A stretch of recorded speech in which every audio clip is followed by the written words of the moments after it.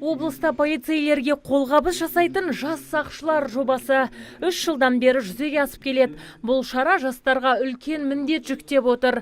Десекте олар қызметке кіріспес бұрын 5 күндік арнайы семинар сабақтарынан өтуі тиіс. Мұнда құқықтық, психологиялық даярлықтан өтіп, алғашқы медициналық көмекпен өзін-өзі қорғау тәсілдерін меңгереді.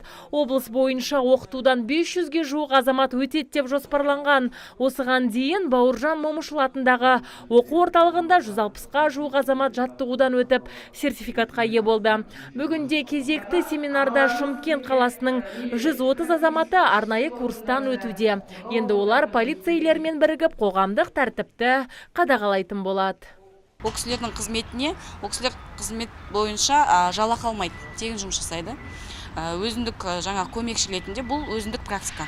Біздің оңтүстік Қазақстан облысында бірінші жаңағыдай өзінің несін ашқан проект бізден басталған. Басқа облыстарда өздерінде жүзеге асыру үшін проектті алып, осы жақынан бастап шығарып жатыр. Өткен жылы полицияның қоғамдық көмекшілерінің қатысуымен 26-дан астам рейд жұмыстары жүргізілген. Нәтижесінде 612 құқық бұзушылық дерегі анықталып, 200-ден астам азамат әкімшілік жауапкершілікке тартылыпты. Ал жыл басынан бері жас сақшылардың қатысуымен облыста 162 қылмыс ашылып, 1800-ге жуық әкімшілік құқық бұзушылық дерегі анықталған.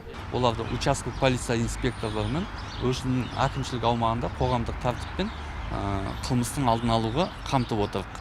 Олар көбінесе кешкі 19 бен 23 аралығында кешкі уақытта қамтылады. Ал күндіз көшелерді, үйлерді аралау барысында халықпен таныстыру кезінде сол кездегі анықталған құқық бұзушылықтың алдын алуға көмектесуде. Айта кетсек, атқарған жұмысы мен жауапкершілігіне сәйкес жас сақшыларға мінездеме беріледі.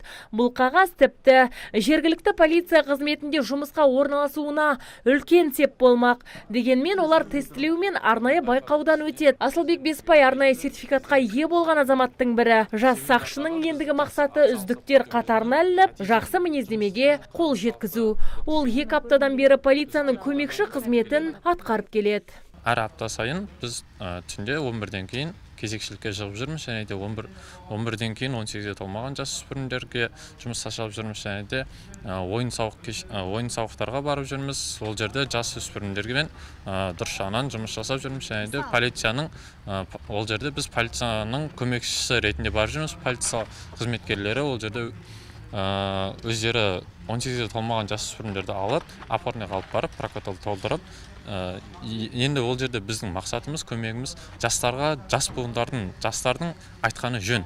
Жыл соңында үздік деп танылған 100 сақшы қаржылай сыйақымен облыс әкімінің алғыс хатымен марапатталады. Айта кетсек, полиция көмекшілері арнайы киім және сөмкемен қамтамасыз етілген. Сондай-ақ оларға қызметтік куәліктер де беріледі. Олардың қатарына 18 бен 29 жасқа дейінгі жұмыссыз азаматтар кіре алады. Азиза Мадияр, Мурат Адинаев, ТВК телеарнасының жаңалықтар қызметі.